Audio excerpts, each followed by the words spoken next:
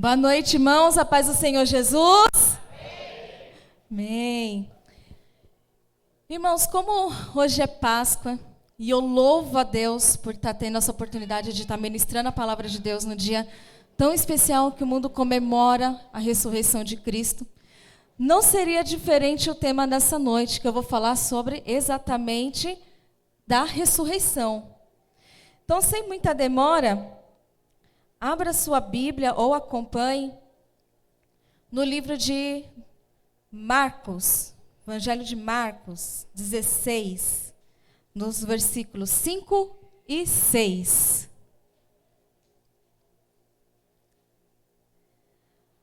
Livro de Marcos 16, 5 e 6. Entrando no sepulcro, viram um jovem vestido de roupas brancas, assentado à direita, e ficaram amedrontadas. Não tenham medo, disse ele. Vocês estão procurando Jesus, o Nazareno que foi crucificado. Ele ressuscitou, não está aqui. Vejam o lugar aonde o haviam posto. Quem é que estava amedrontadas? Quem eram essas pessoas que estavam amedrontadas? Maria Madalena e a outra Maria. Elas foram lá no sepulcro, de repente viu que a pedra estava removida, foi aquela confusão, alguém roubou o corpo de Jesus, o que está acontecendo? E elas se deparam com a figura de um anjo. Fala que é um jovem, mas na verdade era um anjo.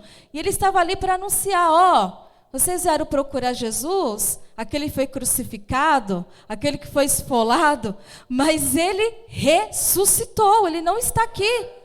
E ele ainda disse mais, vai anunciar aos outros. E quando a gente lê mais um pouquinho, a gente vê que elas saíram meio amedrontadas, meio assim, meu Deus, o que está acontecendo? Mas mesmo assim, elas foram lá e começaram a anunciar que Jesus havia ressuscitado, Jesus não estava mais lá. E com isso, irmãos, a gente acaba mencionando bastante sobre a morte de Jesus, mas não falamos o suficiente sobre a sua ressurreição. Sabe por que disso, irmãos? Porque o ser humano, ele tem uma facilidade de gravar em sua mente os assuntos e as situações trágicas da vida, não é verdade? Nós temos a facilidade de guardar tudo aquilo que é ruim. É impressionante. Tudo que é ruim a gente lembra dos detalhes. Estou mentindo? Não, né?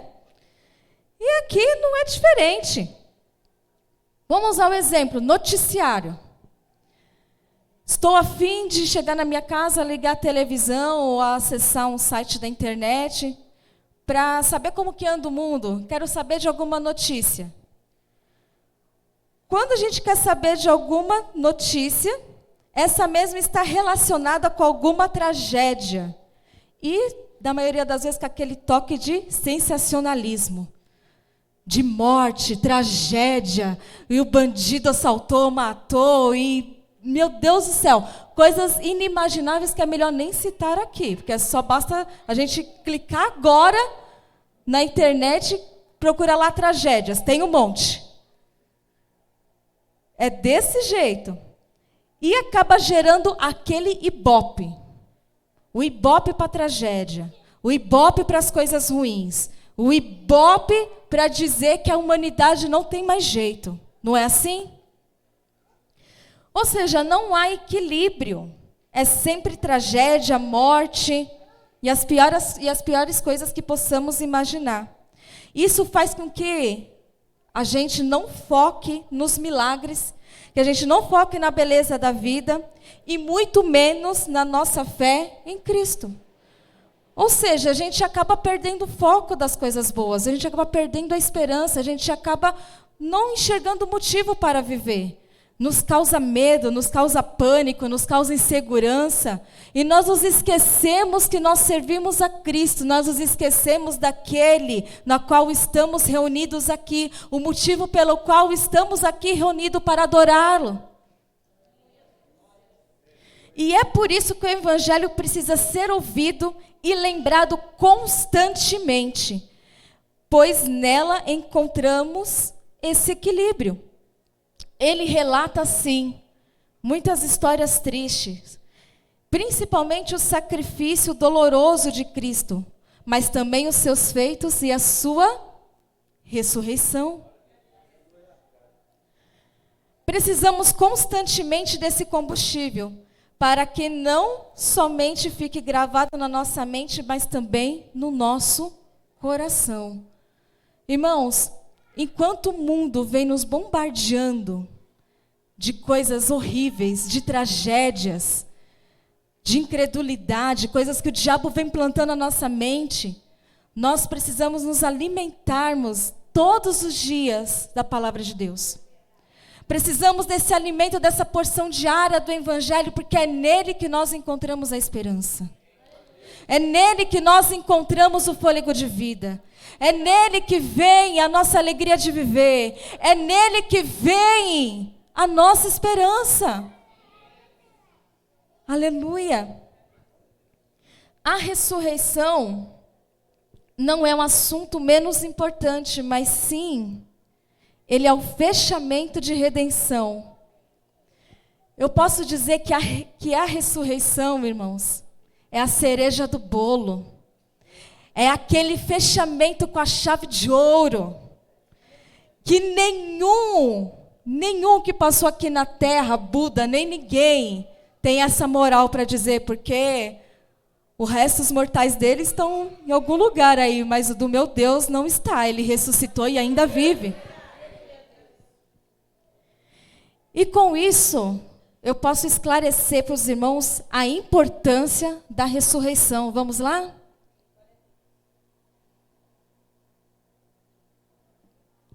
Para entendermos, iremos começar com Adão e a entrada do pecado no mundo. Vamos abrir a sua Bíblia no livro de Romanos, capítulo 5, versículo 12. Romanos 5, versículo 12.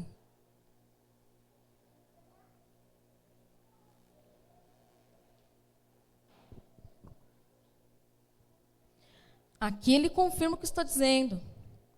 Portanto, da mesma forma, como o pecado entrou no mundo por um homem, e pelo pecado a morte, assim também a morte veio a todos os homens, porque todos pecaram. Amém? Portanto, da mesma forma, como o pecado entrou no mundo por um homem, e pelo pecado a morte assim também veio a todos os homens, porque todos pecamos. A gente tem o costume de jogar toda a culpa em cima do Adão, né? E se fosse eu lá? Se fosse a pastora Juliana lá? Se fosse você lá? Não seria o Adão. Adão estaria aqui agora, nesse momento, foi por culpa da pastora Juliana, foi por culpa do pastor Everton, foi por culpa... E por aí foi. E por aí vai. Porque todos nós pecamos. Então, se Adão pecou, todos nós pecamos. Após a queda, toda a humanidade ela passou a ser dominada pelo pecado. E por causa disso, sabe o que aconteceu? Perdemos a nossa ligação. Perdemos a nossa comunicação com Cristo. Irmãos, se nós lermos em Gênesis, podemos observar que Jesus, todos os dias, ele descia para conversar diretamente com Adão e com Eva. Tamanha era a intimidade, tamanha era a comunhão, tamanha era a aproximação, não tinha barreira, não havia pecado, não havia nada. Tanto que eles andavam nus, não tinham conhecimento do bem e do mal, não tinha malícia. Jesus descia e conversava, e eu posso imaginar como que era. Como que era? Eles foram os únicos que contemplaram Deus descer ali e conversar com eles. Já pensou isso, irmãos? Esse era o plano original de Deus para nós, para a humanidade. Esse era o plano original da eternidade para nós. Mas após a queda, isso foi quebrado. Isso foi rompido. Deus já não podia ter mais esse contato. Nós não podíamos ter mais esse contato. E o que começou a acontecer? Para ter uma aproximação com Deus, para ter os seus pecados perdoados, tinha a prática do sacrifício. Pegava lá o animalzinho, sacrificava, tinha todo aquele ritual que, graças a Deus, hoje nós não precisamos praticar. Amém, Senhor? Porque já pensou, irmãos? Por causa do pecado, para nós conseguirmos ter uma comunicação com Deus, precisávamos de sacrifícios de animais inocentes.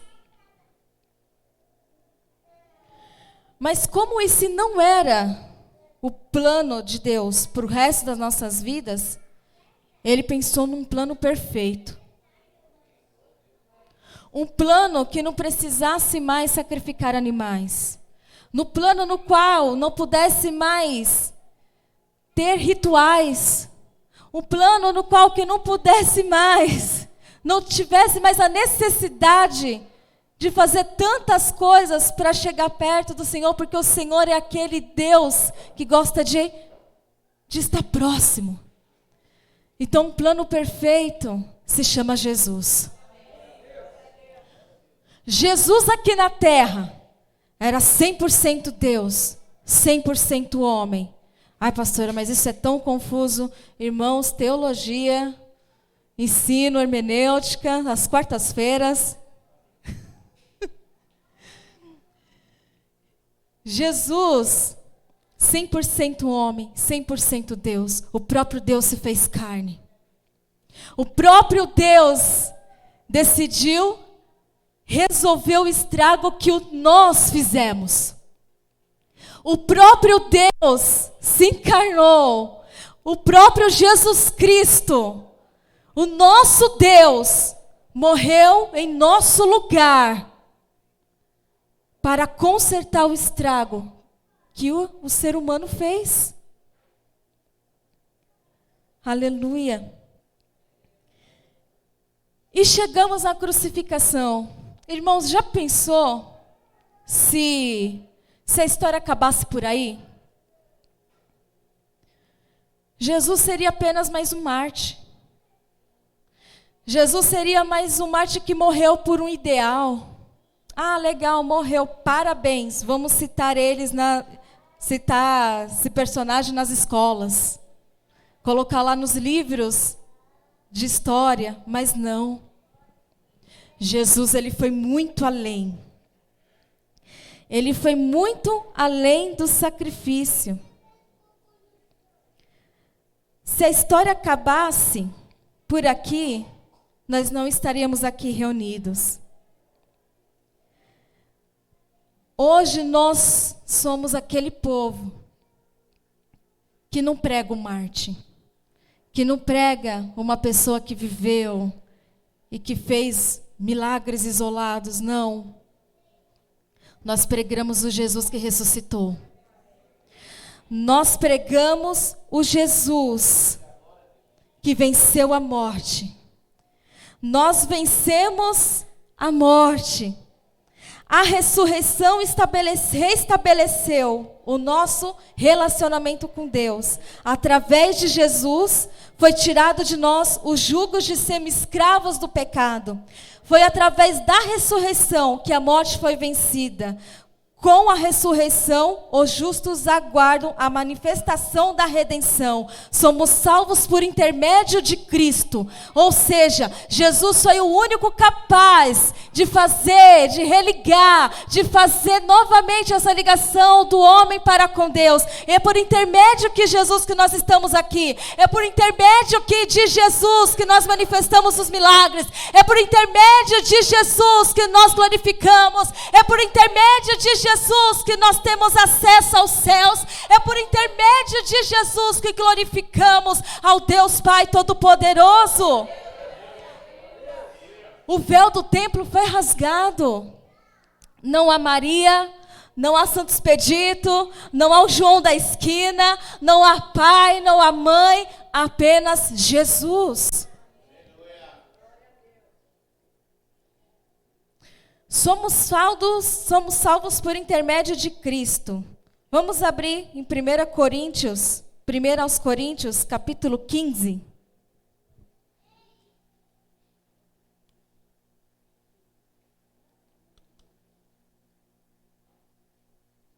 Versículo do 2 ao 4. 1 aos Coríntios, capítulo 15. Por meio deste evangelho, vocês são salvos, desde que se apeguem firmemente à palavra que lhes preguei. Caso contrário, vocês têm crido em vão. Pois o que primeiramente lhe transmiti, que o recebi, que Cristo morreu pelos nossos pecados, segundo as Escrituras, foi sepultado e ressuscitou o terceiro dia, segundo as Escrituras. Então, desde Gênesis, desde o começo, desde a queda do homem, Jesus, ele vem sendo anunciado. Isaías, o que eu diga, Isaías, ele relatou todo ali o nosso Cristo. E se cumpriu. E nós hoje estamos aqui para glorificar o nome dele. Somos salvos. Com a ressurreição foi fundado o plano de salvação. E essa oferta é para todos. Como eu já disse anteriormente, não precisamos mais de fazer sacrifícios ou qualquer outra coisa para chamar a atenção de Deus. Temos que somente crer em Cristo e na sua ressurreição. E da maioria das vezes, irmãos, a gente vê esse acontecimento como algo normal. Já estou acostumado a escutar a historinha de Jesus. Já estou acostumada a falar que Jesus morreu por mim. Mas você tem ideia do impacto que isso traz na nossa vida? Você tem ideia do impacto que isso traz para você? É um impacto grandioso. Toda vez que eu paro para pensar, eu falo, Senhor, eu não merecia estar aqui. Senhor, eu não merecia tudo isso, eu não merecia esse amor todo, porque foi por amor, não foi a sua culpa. A culpa foi minha. E o Senhor se entregou por mim, o Senhor ressuscitou por mim. Então a ressurreição, ela nos impacta. Pois ao reconhecermos Jesus como nosso Salvador, automaticamente a mudança da nossa cosmovisão. Então a gente já não enxerga o mundo da mesma maneira. A gente já não enxerga as coisas da mesma maneira. O que o mundo, ao ligar a televisão, vê só tragédia, a gente começa a enxergar a beleza. A gente começa a enxergar a esperança. Fala assim, Senhor, o Senhor é aquela esperança. Nós temos o privilégio de chegar para aquele que está perdido e falar assim, ei, Jesus está voltando. Ei, tem alguém que te ama. Tem alguém que zela pela tua vida. Tem solução para você. Tem uma nova história. Eu conheço um Jesus que ele apaga pecado. Eu conheço um Jesus que perdoa pecado. Eu conheço um Jesus que escreve uma nova história. Eu conheço um Jesus que faz obras grandiosas. Eu conheço um Jesus que morreu na cruz do Calvário pela minha salvação, pela sua salvação, e que tem um lugar reservado para ti. Aleluia. Então, a nossa visão muda. Deixamos os velhos hábitos. Passamos a ter valores sobre nós. Passamos a ter valores de vida. Sobre nós vem o Espírito da verdade que nos convence da justiça, do juízo e do pecado diariamente. O Espírito Consolador. O Espírito Santo. Que depois, lá em Atos 2, vem a descida do Espírito Santo, e esse que permanece conosco todos os dias. Sabe aquela vozinha quando você está para aprontar algo? Você sabe que está fazendo alguma coisa errada? e você sente aquele aperto no coração, você sente aquela angústia, é a voz do Espírito Santo dizendo, nananina não. Sabe aquele puxãozinho de orelha de leve? Aquele aperto é o Espírito da verdade. É o Espírito que te convencendo, dizendo, ei, não vai por aí. Irmãos, quantas vezes, meu Deus do céu. Eu já me deparei com situações que eu ia tomar uma decisão, fazer algo, e eu sentia, não! Aí eu, de onde que está vindo isso? É o Espírito Santo. Esse Espírito Santo que cuida de nós, de todos os detalhes, nos mínimos. Esse Espírito Santo da verdade. E se você não sente o incômodo, comece a se preocupar. Comece a falar, Senhor, eu quero esse Espírito que me incomoda. Eu quero esse Espírito que me conserta. Eu quero esse Jesus por completo na minha vida. Esse Jesus que me guarda. Irmãos, eu me lembro da época que eu fazia faculdade. E você vê como que Deus, Ele cuida de nós. Várias vezes, eu saía daqui de Cotia, saía do meu serviço às 5 horas da tarde, ia correndo ali para o terminal, pegar aquele ônibus do Barra Funda, que nem uma doida. Ia para a faculdade, na hora de eu vir embora, geralmente eu pegava o ônibus das 10h30, 11 horas da noite, chegava aqui em Cotia por volta da 00:30, 1h da manhã. E várias vezes, eu estava na sala de aula, eu só ouvia assim, pega as suas coisas e vai embora. Eu, como assim pegar minhas coisas e vai embora? Ou se não, me dava uns 5 minutos, gente, estou indo embora. Fechava tudo. Não, mas você já vai embora. Eu já vou embora. Mas por que você vai? Eu não sei porquê, mas eu já vou embora, eu quero ir embora. Entrava dentro do ônibus, chegava aqui, daqui a pouco só via meu celular, WhatsApp, ligação. Ju, tá tudo bem com você? Pelo amor de Deus. Eu, bem chegando em casa, eu, tá tudo bem, o que aconteceu? Não, porque o ônibus que nós íamos pegar após foi assaltado. O ônibus que você ia pegar, que nós estávamos planejando em pegar, foi assaltado. E eu, não, gente, já estou chegando em casa. E está uma fila aqui, vamos chegar quase 2 horas da manhã em casa. Porque até chegar outro ônibus. E, irmãos, para quem conhece Barra Funda, aquela faculdade Uninove, cheia de gente.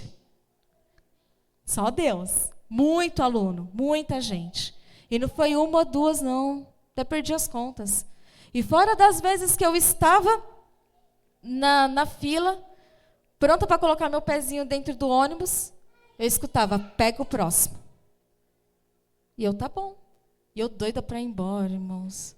Eu falei assim, eu quero minha casa. Estou cansada. Mas por quê? Isso tudo cuidado de Deus. Tudo cuidado de Deus.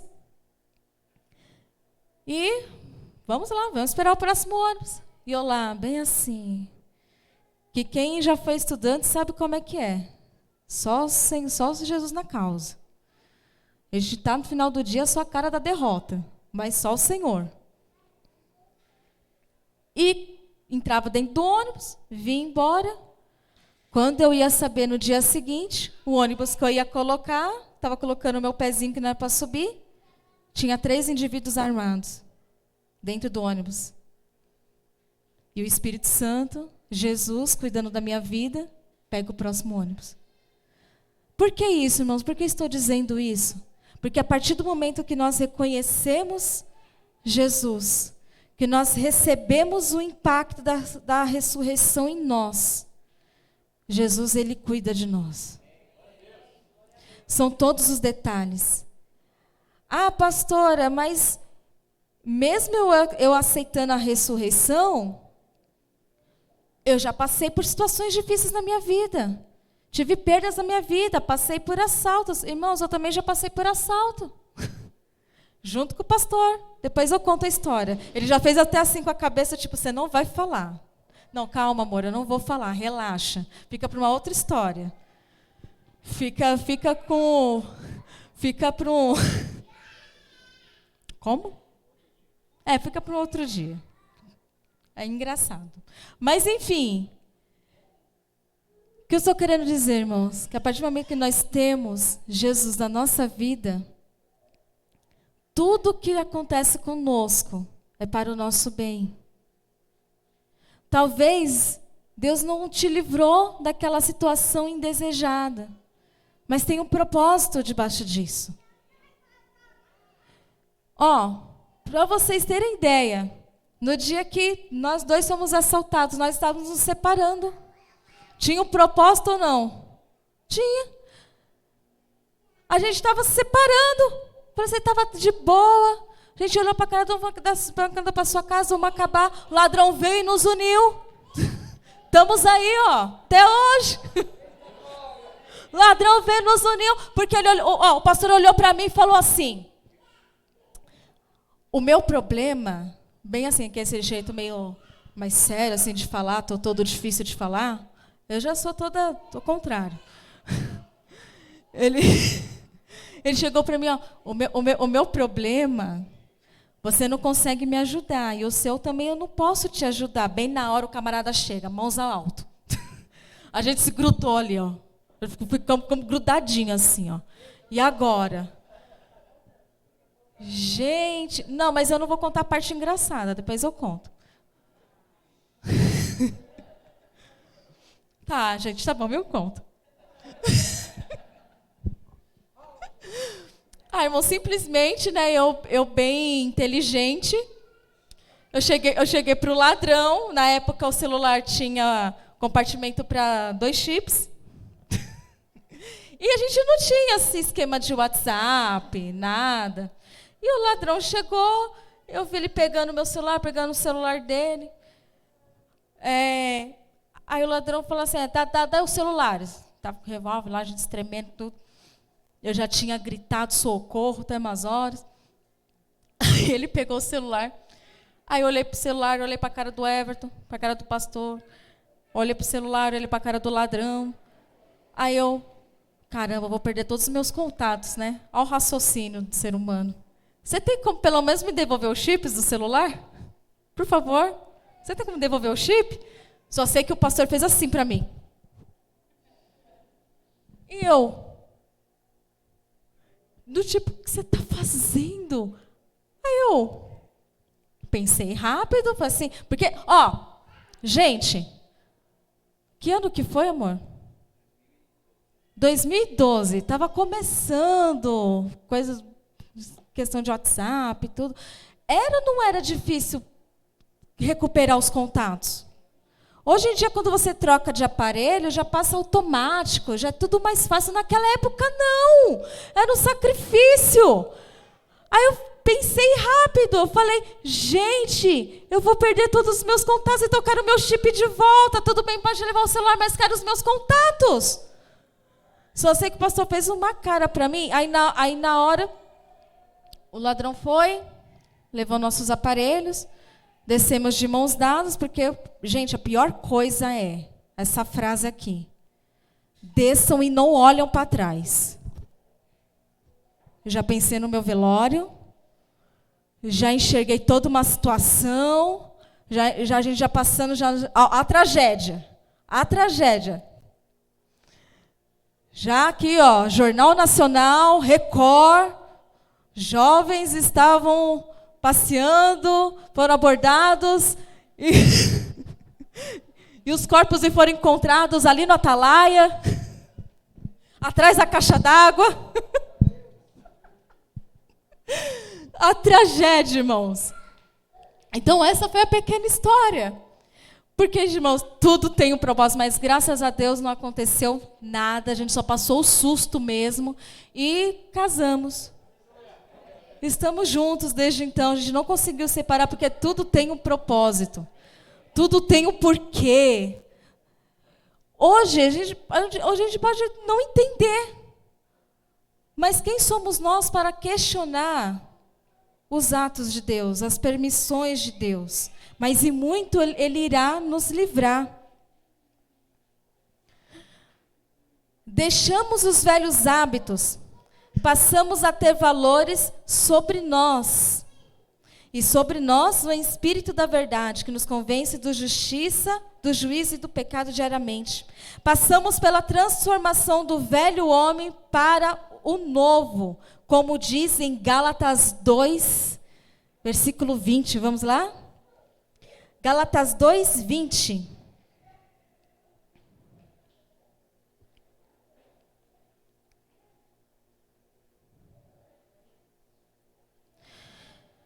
Fui crucificado com Cristo.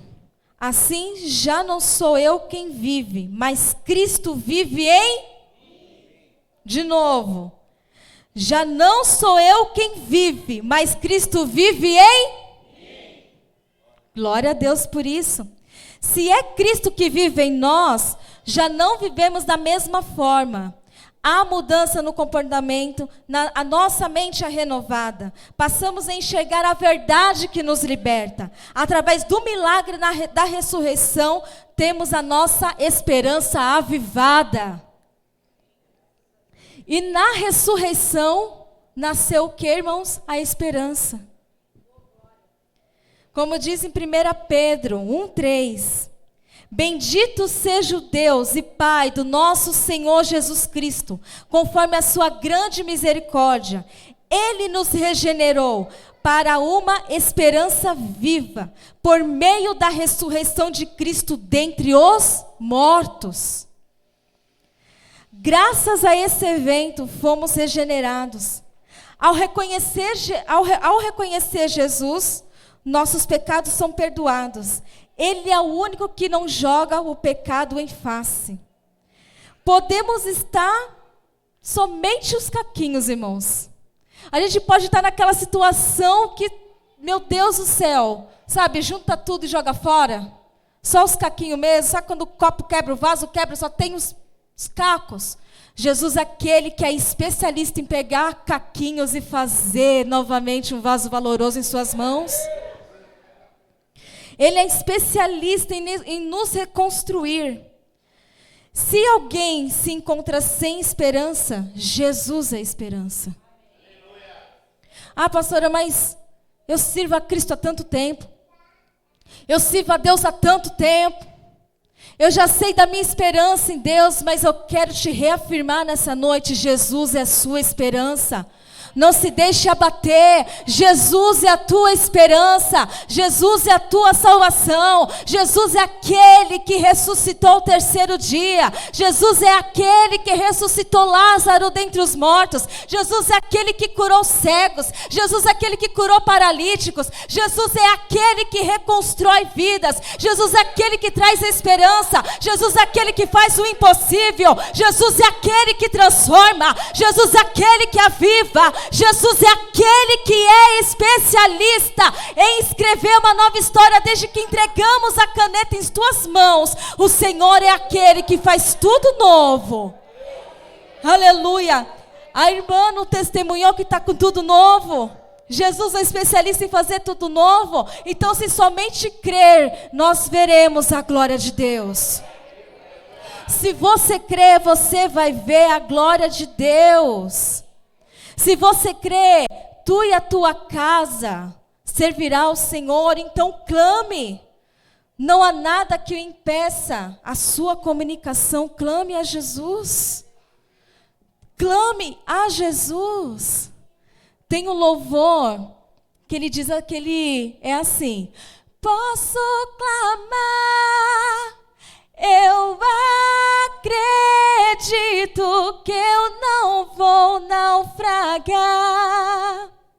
Só porque estás comigo eu posso clamar. Já tenho fé para descansar nas ondas de um bravo mar. Sim, eu posso clamar. Mestre, vem me ajudar. Se coloque de pé.